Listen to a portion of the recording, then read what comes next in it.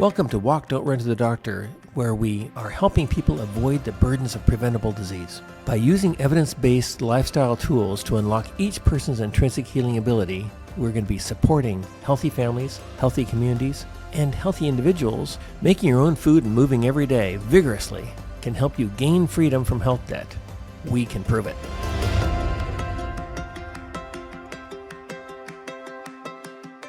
Well, thank you for joining us again. This is the podcast Walk, Don't Run to the Doctor. I'm Miles Hassell, MD. I'm in Portland, Oregon, and I'm with Diane Shiffer, a physical therapist with Connect and Beyond, her practice in Southwest Portland. And this is episode 26, and it's the second time we've had Diane Shiffer on. And today we're going to be talking more about the concept of aging and how you make personal choices that will improve your aging in dramatic ways. This is not something to be belittled in your mind at all. This is not something to push to the side. So, Diane, you last time we spoke, you talked about the word Healthspan. Right. Can you enlarge on that? Sure. So for me, Healthspan is when you have the capacity to do all of the things that you want to do, the goals you've set for your entire life. And so you're healthy enough cardiovascularly, you're healthy enough metabolically, you're strong enough to do the things you want to do. Your brain is storing information and solving problems and processing to do all the things that you want to do autonomously. There's sort of an idea about your health span would be looking at your athleticism all the way around all functions of your body right up until the end of your lifespan. So health span and lifespan are two different entities, and we want health span and lifespan to sort of end boom boom, like coincidental to each other or connected to each other. That delta between when I'm no longer healthy enough to do the things, live independently perhaps is one of your goals, continue to be an athlete of some sort, whatever your goals are, work long beyond the sort of average metric what the society tells you should or shouldn't be working. But that delta between the end of your life and the end of your health, we want that to be just microscopic, so that right up to the very end you can do the things that you want to do that might be adjusted for age. That's the other thing we talked, I think, off camera a little bit about remaining nimble, that we get very invested in what we know. We get a little rigid as we age, sometimes based on fear, because I don't have the balance that I had before. So now I'm a little nervous about, going this way or that way, or I don't want to drive somewhere at night because I don't feel as confident. So that rigidity can limit us from making some changes or adaptations about how we age. And so I think when you use the word health span, many of us would also have the concept of quality of life in there. Correct, 100%. So we want to maintain somewhere close to 100% of quality of life until we're dead. That's a goal. Now, that doesn't mean that, as you point out, just reinforcing, it doesn't mean that we're doing the same things we were doing when we were 30, but we're just feeling as good. We're able to enjoy life, enjoy other people. Stay independent, stay independent, stay independent. I hate to emphasize that. Have I said that 3 times? And staying independent would require that we maintain physical ability. Right. Is that sort That's of where right. you're going? So the strength, the agility, the balance, the cardiovascular conditioning, to be able to do adjusted goals. And I really think that's so important, is that on that continuum of aging, we take a pause, and because there will be moments where, if you've been a long distance runner, there's going to be a moment where that just doesn't make sense anymore, either because it's no longer enjoyable or because your bones and joints and muscle power don't allow it anymore. And for a lot of people, there's a moment of grief. And I think being able to meet in a connected way with a healthcare professional or someone in your life that can help you make a good decision about, is this a moment where I need to reassess and I need to stop doing that activity and I'm going to replace it with these 2 or 3 activities.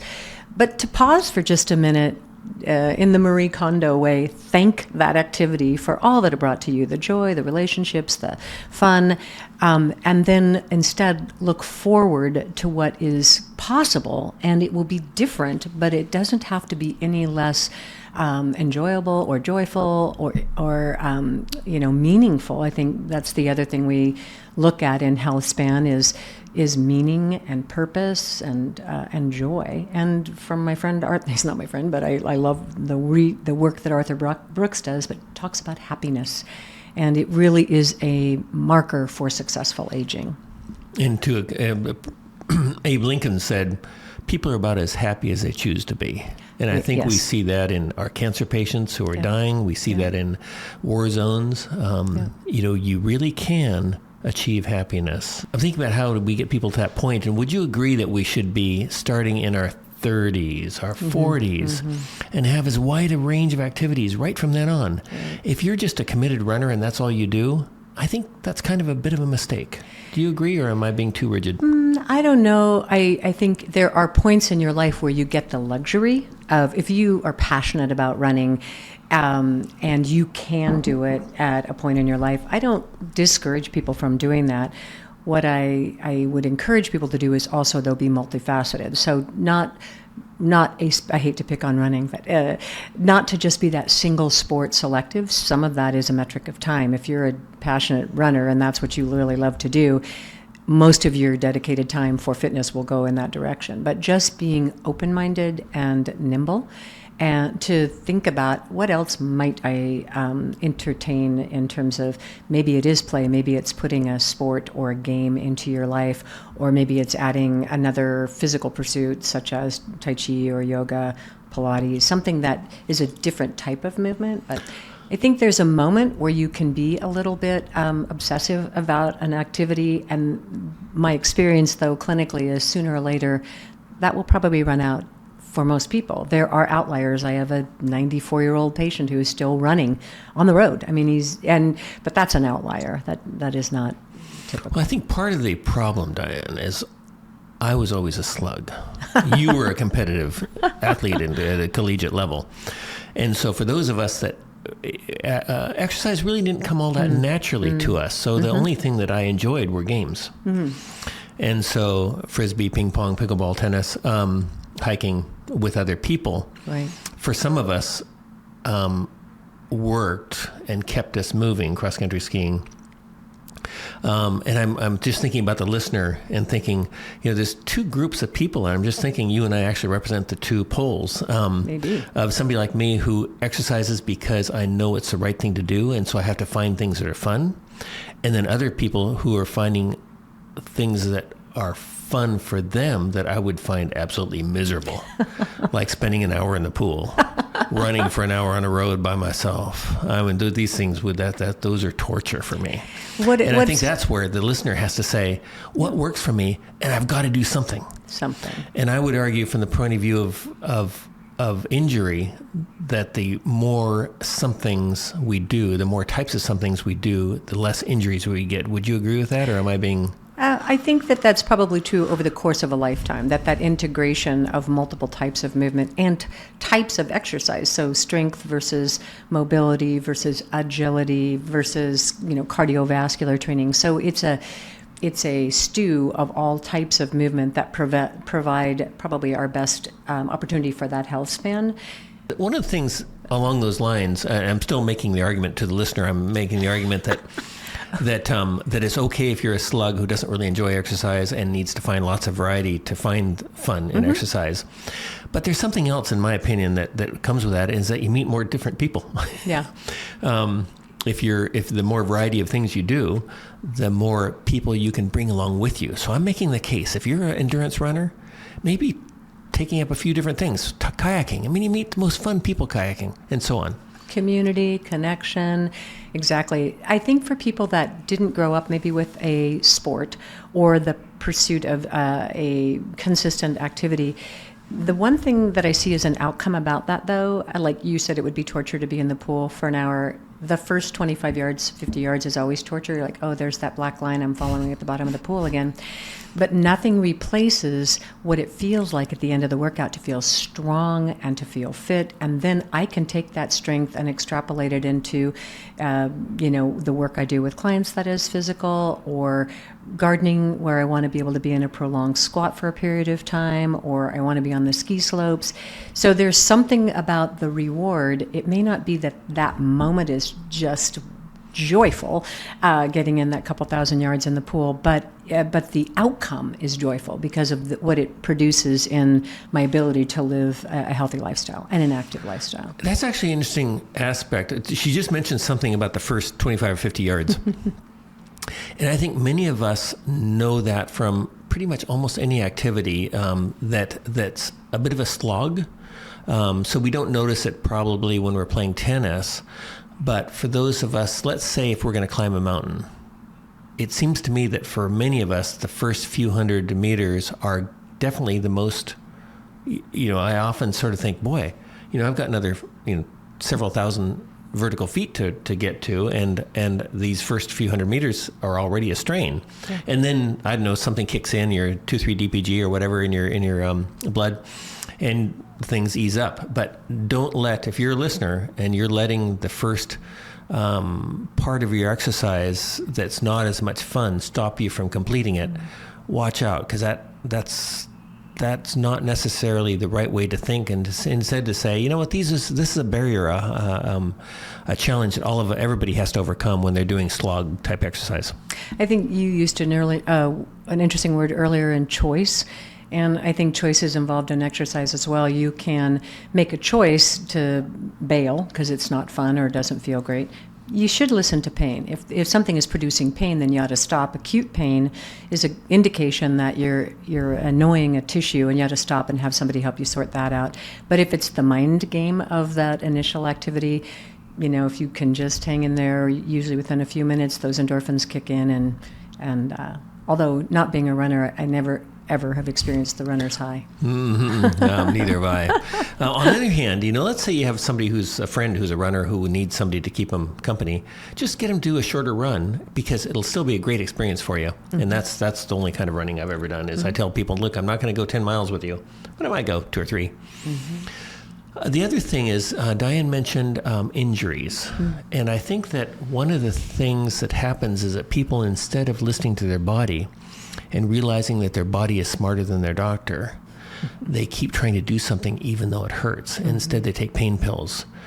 Once again, I'm speaking from my own non-PT approach, but our approach is it shows you should change up your exercise, not just keep going through and burst through the pain because we think you're going to burst through a tendon. Yeah. Well, how do you feel about that? Something like that, yes. I think that having, if you have a one-off pain, you've done a workout that you've never done before, or something is a new activity, and you have a little bit of soreness, let's say pickleball, for instance, and you didn't have an accident or an injury on the court, but wow, all of a sudden your quads are super sore, that's, exercise-related soreness. But if it is a specific pain issue or something that would seem like a condition or an irritation, then definitely sort that. Get in and talk to somebody about that can help you look at the range of motion, look at the actual mechanics of the joint. Is the joint doing all that it's supposed to be doing? If it isn't, and you're missing a glide or you're missing a specific movement pattern, you will rob Peter to pay Paul. And the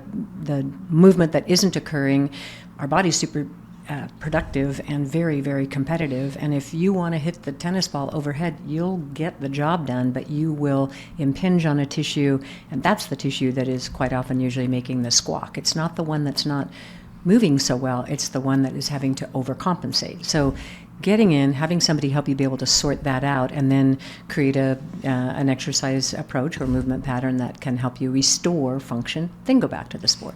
And we encourage people under those conditions to not take pain medicines to get through it. But find out what's wrong. But the only time that we really see that as an important part of a recovery program is post-operatively, say total joint replacements, that patients are very acutely post-op and they're on a regular medication, programmed protocol In order to from the function. surgeon. That's right. And so medicating to make sure we keep that pain level so that we can reintroduce movement without having enormous spikes in pain, which would be counterproductive to the movement, and then we don't get the range of motion restored and all Yeah, that. yeah. So that's a different situation. That's acute pain, postoperative pain. But if you're requiring 800 milligrams of ibuprofen to get back on the tennis court, I would argue you should be doing something different. Yeah, or go about it a little differently. Yeah. Diane, one of the things I think that people aren't fully persuaded in or informed about is the tremendous anti-aging effects of exercise. And I think you and I would both see it in people that simply are 80-year-olds that exercise regularly are more bright-eyed and bushy-tailed. They're more functional on every level, including cognitively. And I think the viewers probably need to remember that exercise is not just about muscle activity. It lowers blood sugar. It improves your inflammatory indices. It improves your antioxidant capacity. In fact, arguably, exercise might be the most effective antioxidant that we have. Maybe a good diet is equally so, but it has tremendous number of hormonal effects, favorable hormonal effects in both males and females. And the effect it has in terms of weight redistribution is interesting. I don't know if you want to talk about weight redistribution and exercise. I can a little bit, mostly with regard to the concept of sarcopenia, which is a side effect of aging, that the older we get, we have muscle loss. And I think the exercise component, and muscle being important because that is what drives us through our daily activities, even just the functional daily activities, dressing, up and down off the floor, in and out of car, all of those activities, we require a certain amount of muscle mass in order to be able to get the job done.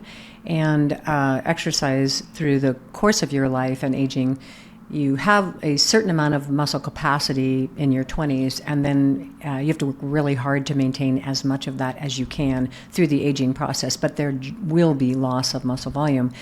But exercise is about maintaining as much of that as possible. That's through diet, so high protein intake, and which I'm not a nutritionist, so I'm always looking to partner with patients with people who do have that as their expertise. But I know from a metabolic standpoint, that's super important for muscle mass and rebuilding. And also, you mentioned all the other effects, but also the cardiovascular effects of just being able to climb a flight of stairs with a bag of groceries in your hand as you age. Very important to have the power to do that, but also the cardiovascular conditioning to do it. Just blood flow to the brain that is enhanced by movement. Yeah, and you mentioned the sort of what we call the activities of daily living, and I think about older people who are not maintaining their muscle mass, right, and they're on a trip, and they've got a piece of luggage, right, and they have to pick up that piece of luggage and put it into a car, and the number of injuries we see, yeah, and the disability that gives, and I just encourage any listener to remember, there's every aspect of your life. It's going to be so much better if you maintain muscle mass. Yeah. And the best way to maintain muscle mass is to use it every day. And Diane mentioned protein. And what do you see in your patients, Diane, in terms of protein intake and outcomes? Because it's a big deal for us, too. Yeah, I know it's a big deal for you guys, too. We talk about it with our patients only as part of an intake. We're looking at all of the systems, knowing that our specialty and expertise is in musculoskeletal, balance, and neurological issues, but making sure that we're tracking with patients that they're addressing it, they're aware of it. Many of our, much on the upper end of aging, patients, they lose taste buds, they lose their taste sensation, they lose desire if they've lost a partner and they're eating alone. We can see, changes in that pattern, or they're skipping meals, sleeping through a lunch, or that kind of thing. So we're definitely discussing with them what they need to be thinking about from a perspective of make sure that they're providing enough energy, because that is the driving force behind muscle strength and endurance. You mentioned the aging process of do you want to be able to get on the floor to play with grandchildren? Do you want to put that suitcase in the overhead bin on an airplane flight? Do you want to get from gate 6 to gate 12 in the 3.3 minutes that you have prescribed? Those are all Healthspan goals that you should be, it's hard to think about those at 30 because you roll your eyes and of course you do all those things. But on the continuum of aging, at some point those things will become difficult if you don't pay attention to them. And so that's how somebody helps you build an exercise program like a sit to stand. I tell every patient I don't end an episode of care with them until they can show me that they can get up and down from the floor independently. So I'll see a 78-year-old for a shoulder issue. The shoulder looks great. But then we begin to talk about those more lifestyle goals and, how do you get up and down from the floor? And it's surprising. And quite often the patient will say, well, I don't go to the floor anymore. I'm like, well, we're going to change that today, that I want you to safely be able to get to the floor and to get off of the floor by yourself. Because sooner or later you'll find yourself on the floor. A fall will happen. And there's, just that's a whole nother set of goals that falls into sort of that protection for healthy aging. Yeah. And the falling thing is interesting because people don't anticipate that they're going to fall. Never. And so whatever age you are when you're listening to this, remember you're going to have falls. And what you want to do is be building your life so that when you fall, you're less likely to break a hip and you're more likely to be able to get up again and dust yourself off and move on. And the way you do that is do what Diane's saying, do things like sit to stands, get down on the floor, get up again, which of course is just normal if you're playing with grandkids or if you're playing a game, because you always fall when you play games, or you're hiking or whatever. But also think about the protein intake. As Diane mentioned the protein earlier, remember protein is essential for strong muscles, strong tendons, strong ligaments, and strong bones.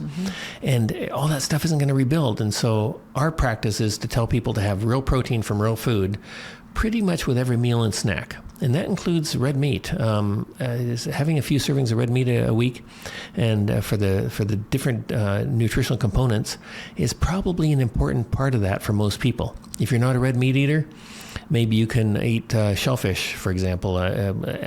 Oysters and clams, salmon, all have a very, very overlapping group of nutrients. But it's very, very hard to do this and be vegetarian. Yeah, that's an area of your expertise. I would definitely punt that to you. And it is a personal choice. People make their own decisions for a variety of reasons, about what diet they choose. But I think making sure that, and you're hyper vigilant about protein. Yeah. And all the other macronutrients that make that uptake successful. And the more whole food you eat, the more of those macronutrients you're going to be getting, and the micronutrients, of course. Yeah. And also at the same time, this isn't all about nutrition, but remembering, especially as you're getting older, really watch out for the processed foods, sugars, and flour products. They are so easy in our society. They're inexpensive, but they don't build strong muscles, ligaments, tendons, and bones. Following up kind of on our metabolic health, something that we're beginning to see in our practice is patients that have started to utilize continuous glucose monitoring, CGMs, that for a long time had been prescribed by a physician, and it had a clinical finding. Now those are readily available over the counter, and I'm wondering, how your practice looks at that. What I would say we see for patients is it's just a data point, and like anything else, is information. And for some people, having that feedback loop is super helpful. Like, they come to see us for the feedback loop. Am I a little stronger? And with the CGM, what is the variance in my glucose throughout the day? So what are you guys doing? Yeah, and I'm kind of low-tech medicine. And so my bias is against CGMs because I think they can sort of make people neurotic. But you can sort of see a positive side. For example, for our diabetic patients who have much more significant problems because they're on medicines such as insulin or other medicines that will lower their blood sugar to a dangerous degree, CGMs are incredibly valuable. So anything I say should not take away from the fact that if you're at risk of hypoglycemia, CGMs can save your life. Then there's the other aspect of people who aren't at risk of true hypoglycemia, and whether it's going to make you neurotic or not. So if you're studying the CGM all the time and you're watching a blood spike after you have a banana, I would actually argue that the CGM is making you neurotic, because everybody's blood sugar is going to spike after they eat a banana. And yet bananas are good for you. People who eat more bananas and other whole fruit, despite the blood sugar spikes, actually do better. And so there's that aspect where that would be a negative against CGMs. And then let's say that you're somebody who's really into this stuff. You're not super neurotic. You're just thoughtful. And you say, you know what, if I have 4 or 5 almonds with my banana, my blood sugar spike is a lot lower. Mm-hmm. Then, hey, maybe that's going to do you a service. So although I'm not going to start using a CGM because it's high tech and it's expense, and I'm low tech because of my biases, the thoughtful person who's not letting it control their life, I think, can use a CGM very usefully. Yeah, I think the feedback can be really helpful. And I also think there might be a generational issue there too, is that, people under 40 are used to constant feedback about their performance in anything, and they really love that feedback. We got the smartwatch, and we got the, measuring how many steps did I take today, and when were my heart rate spikes, and all of those things. So I think if we can help people integrate information into their lifestyle practices. Without making them nuts. Without making them nuts. Yeah. You talked about overtraining. I mean, again, that's an overage thing. I think maybe for some people, having that feedback loop will help them see, wow, I noticed when I had a 30,000 step day, my hips hurt like crazy for 3 days after that. That's a piece of information that says maybe we could mix that up and do 10,000 steps, but do some yoga or get in the water and do some deep water aerobics. And you can have that, consistent movement and exercise that feels good and makes you feel fit but doesn't beat you up. So yeah. So Diane, I would suggest that we should encourage our patients who want to be healthy and are using CGMs not to let whole foods scare them, because we know that the whole foods, in I think every single study that's looked at this, EPIC and InterHeart and the Nurses Health Study and so on, people on whole food diets do better.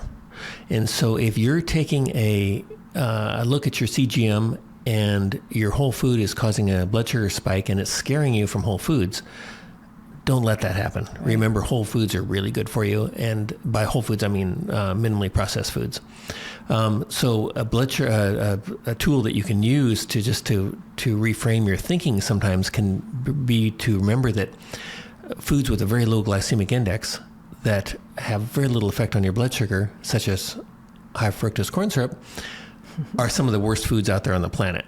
So just because something has less effect on your blood sugar over the short term doesn't mean it's good for you.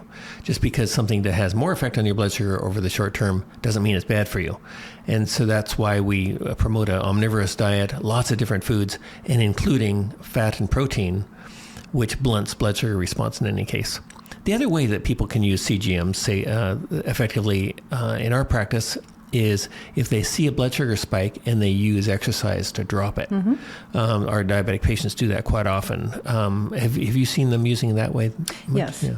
And I think just normalizing the fact that over the course of a day with normal eating, especially as you reference whole foods, we're going to see changes occur. And the same thing I would just say from a musculoskeletal standpoint, if you exercise, you might be sore, and that's a normal response to movement. What we're interested in is recovery, and I would say the same might be true with the CGM as well, of just watching that, see what happens, and then take a look at the whole picture, as opposed to just, we get very siloed, and medicine has become quite siloed, and we sometimes forget to scope out, pull the lens out, and look at the whole picture. So we've covered quite a bit about healthy aging, the Healthspan, and the role of exercise in that, and I think that's the exercise component is probably close to 50% of it. Diet is close to 50%, and then there's a few other odds and ends.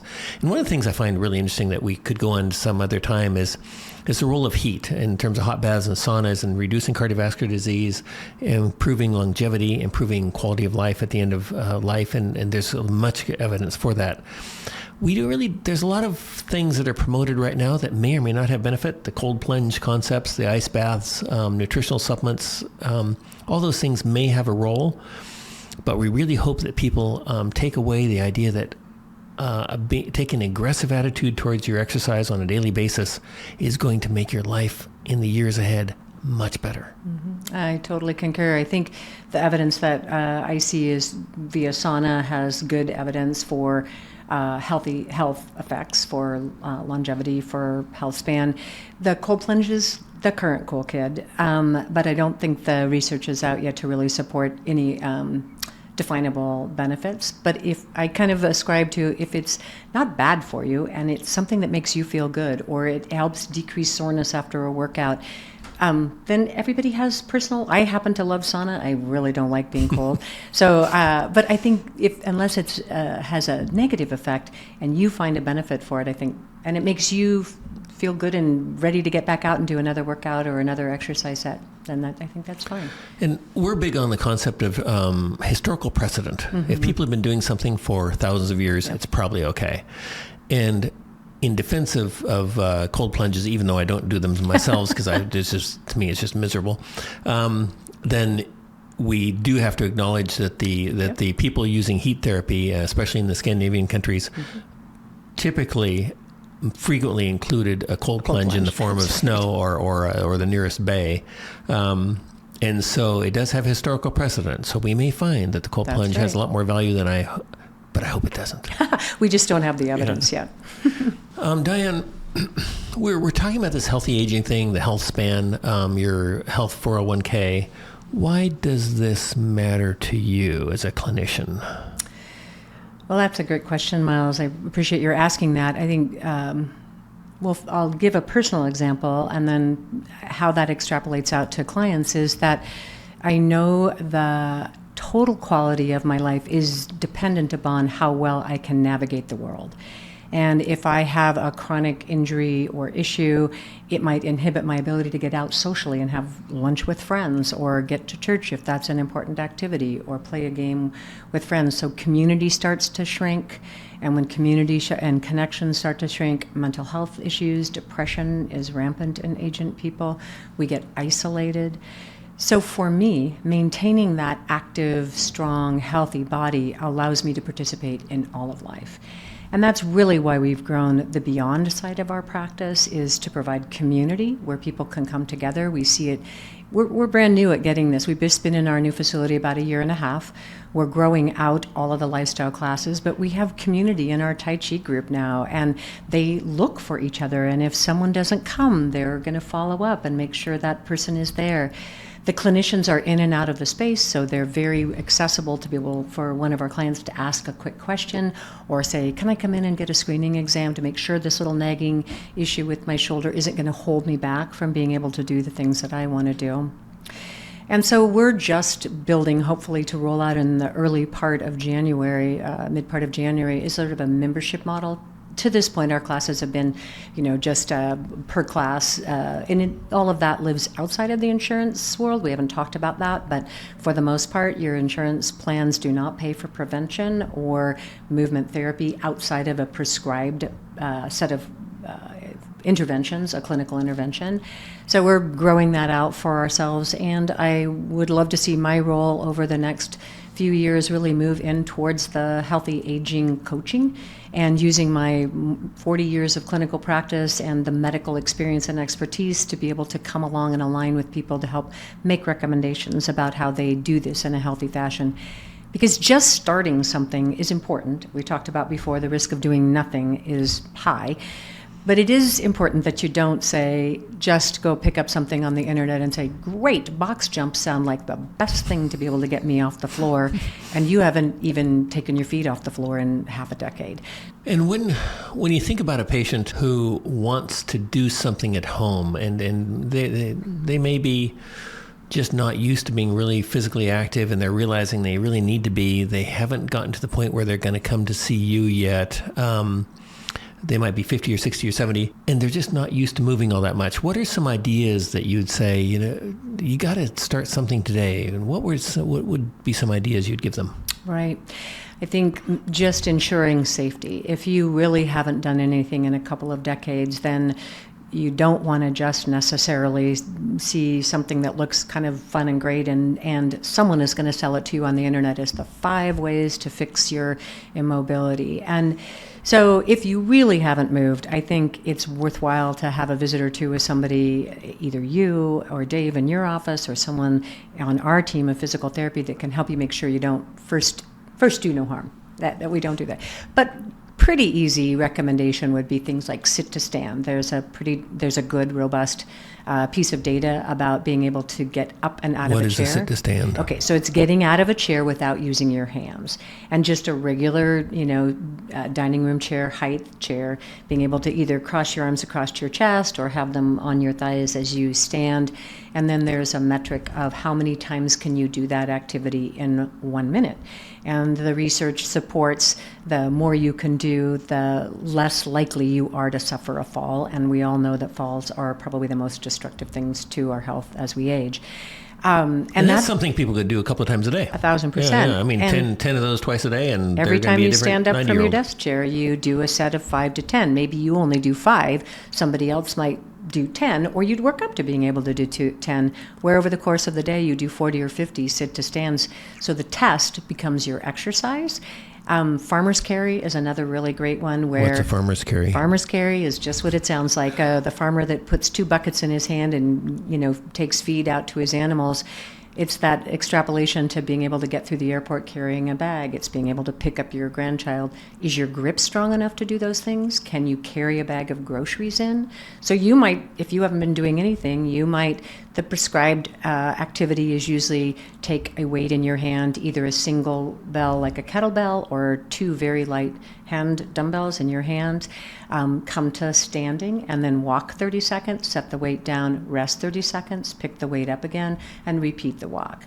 For people who are stable and can carry something in their hands safely, that's a great activity. Start with a pound in each hand. And that's something that you can definitely see your progress too of, gosh, when I first started that, I couldn't carry it for 30 seconds. I could do 20 seconds. But now I can carry a 15-pound kettlebell in my hands for the equivalency of 10 carries, and that might be a little home program. So that's a very easy one to start. What about something over your head? I'm thinking about the patient, who needs to put something on a high shelf or put in a bag in the overhead container in the airplane. Mm-hmm. Yeah. What's the overhead thing that you see people doing? Now you're going to see my bias. That doesn't blow out shoulders. You're going to see my bias, depending where you are on that aging spectrum. I have a bias that the return, and somebody's going to shout out a research study that will dispel my bias, but my clinical bias and my experience, there's a very low return on investment for doing overhead weightlifting for women above the age of 65, 70. You've dinged up your shoulders over life. There's little bone spurs, there's impingement syndromes in shoulders, and doing repeated overhead for above 90 is a little bit of a tricky investment. Do all the strengthening you want to do below 90 and then do the functional task 1 or 2 times. That's great, but the repeatedness of the loaded overhead, sorry, for sports medicine therapists are probably going to have a stroke that I said that, but it's my clinical experience with the average bear in an aging process. But if you get in the habit of once or twice a day lifting something 5 pounds over your head, once or twice a day. Unless you have shoulder pain, and then unless you have shoulder pain, because and be careful about letting anybody MRI your shoulders too, because when you're over 50, pretty much everybody's got a rotator cuff tear. Yeah, that's right. It's a continuum, right? Yeah. I think aging is that continuum, and where we are, that's why we like the repair, restore, reimagine. You're going to intersect a clinical provider somewhere along your journey in those 3 R's, and understanding also what's the risk of, I might have a rotator cuff tear. I probably do. I've been a swimmer for, almost 70 years, and I probably do have a rotator cuff. I can guarantee you do. But it's functional, and if I keep everything else tuned up, I don't have an issue with it. But some people do have issues. Just because you have a funny looking muscle or something like that, a tear on imaging, doesn't mean you have a disability. It might mean you have to modify your activity. But I think people get scared because of something that they're told that they have. Yeah. Oh, you've got bone-on-bone arthritis of your knee. Does your knee hurt? No. Well, wait till it does. Yeah. We see that all the time. Patients come in and, Monday their shoulder was functioning as it usually does. Tuesday they develop a pain. Wednesday they get the MRI and they're like, oh my gosh, I blew out my rotator cuff. I'm like, pretty sure you didn't, unless Tuesday you lifted a 100-pound thing that caused a sudden disruption.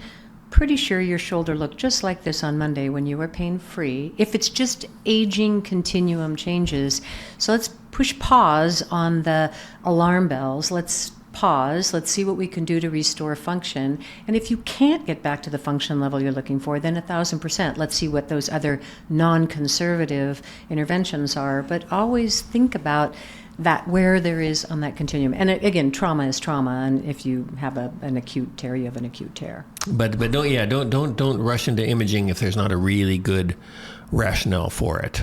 If when somebody says, you probably don't need this test, especially if they have a financial gain in getting the test and they tell you probably don't need it, you probably don't need it. Somebody told me a long time ago about aging, that trying to limit how you look at internal images of internal things in the body. There, she said, look at your skin. I've got age spots everywhere and wrinkles, and same thing is happening to your tissues inside. We just don't see it. But we might see it by function, but we don't see the disruption. And if you're functioning with the disruption, keep going. Yeah. Well, thank you very much, Diane, for being here. This is Diane Shiffer, physical therapist with Connect and Beyond in Southwest Portland. And her website is connectoregon.com. And we really appreciate you taking the time to be and bring your wisdom and your 40 years of experience with taking care of patients. Great. Thanks so much, Miles. I've loved the conversation. For years, I've enjoyed working with you and your practice. We share a lot of the same philosophies. You have a depth in areas that I do not, and I just love how that comes together to make the best possible outcome for our mutual patients. So they don't need to see doctors so often. Or PTs.